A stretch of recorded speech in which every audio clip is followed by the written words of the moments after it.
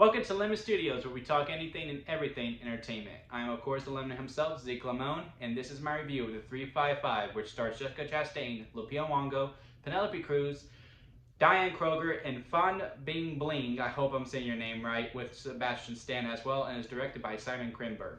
It is a action thriller that is about a weapon that falls into mercenary hands, and it's up to Jessica Chastain's character and the other amazing female actresses to team up together that all work for different types of agencies around the world to get this weapon and take down the bad guys. It came out in January, so I was very nervous because, as we know, January is known as the dumping ground for movies. And also the critic review was not good, but the audience review is great. I checked and it was like a 27% on critics and 70 before I went in, and then it was 80 when I got out.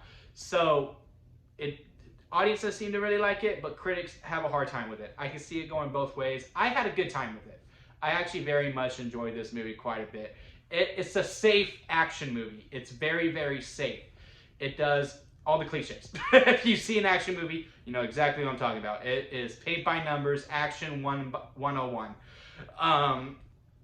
The only real issues I had is with the action itself. Sometimes you can tell, like, okay, you can tell they're not doing the action. Besides Fawn, she was the only one I was like, yeah, she's probably actually doing that scene. Everyone else, I was like, that's a stunt double, and you can just really tell. And it was just really shaky. You know, it's just like one of those things where it's like, all right, there's action, so just cut, and it just never really settled on anything. And it's not even with just the action; it was also with some of the scenes itself. There's a scene with Lupita Nyango and Jessica Chastain, and they're talking to each other. It never pans out that they're both of them talking to each other. It just cuts back and forth between them talking. All right, Lupita's talking. Camera's on her. Jessica's talking. Now camera's on her. It's like they weren't in the same room when it happened. It was probably like during COVID and they couldn't film at the same time. So one person like had to leave the room and then do the lines, and then like they were just going back and forth, or they just did the lines and then they left and the other person came in. And then when they were actually able to space out, they were in the scene together, but the scene catered them to be there. If you see the movie, you know exactly what I mean, and it was just really jarring. It was just like, oh my God, just pan out and show both of them for this conversation. Those were the only real issues. Like, it was just a really, just a really janky editing mess. But besides that, I mean, Lupita, you did not have to go that hard. She steals the show, and like, I'm just like, your acting caliber, it's just too good for a movie like this. It's just too good. But it's not just Lupita, it's the whole entire cast. Sebastian also did phenomenal for the role that he was given. I was like, damn, I want to see him in more stuff like this. But yeah, it's a very, very enjoyable movie. I had a very, very good time with it. The ending is very strong. It's very slow at first. It is very, very slow. And I was like, yep, this is a January movie. This is a very January movie. But as it gets going, and after you get through those couple of fight scenes, and then it really starts to simmer down, and it's like, okay, now let's actually take our time. The movie really gets light and heart and really endearing at times too, especially when it focuses on the relationship of the ladies themselves, and they're just acting off each other, and you can actually see them acting off of each other, and it's not just cutting everywhere.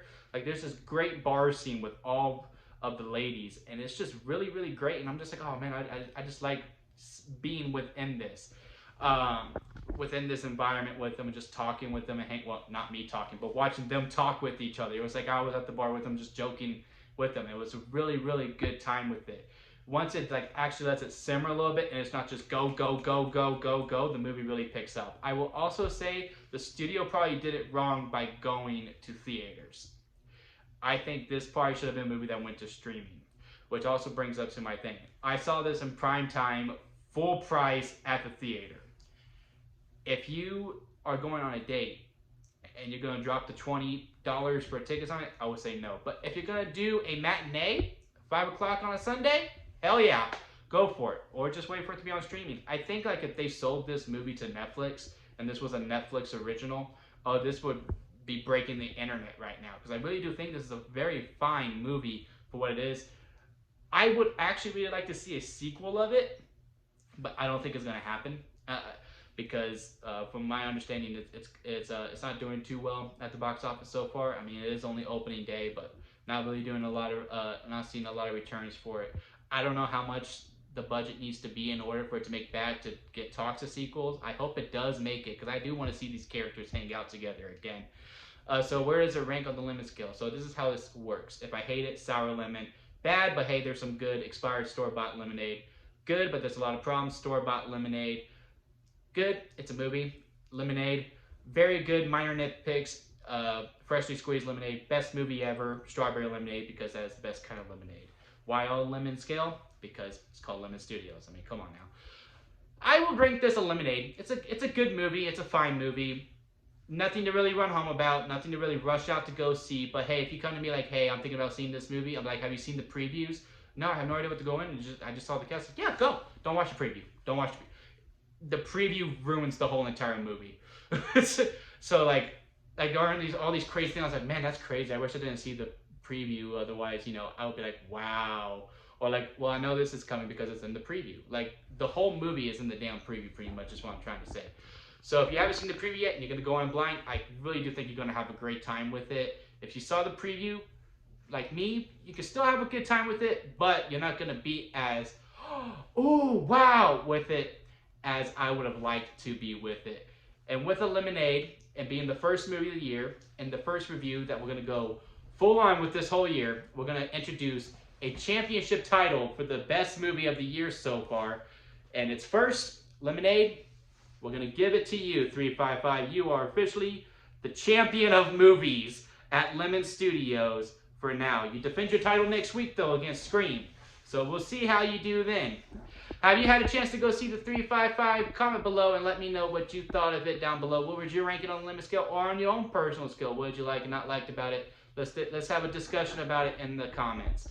While you leave a comment, go ahead and subscribe to the channel to see my progression and going through. And also leave a like if you like this video and ring the bell for the next time that I post a video.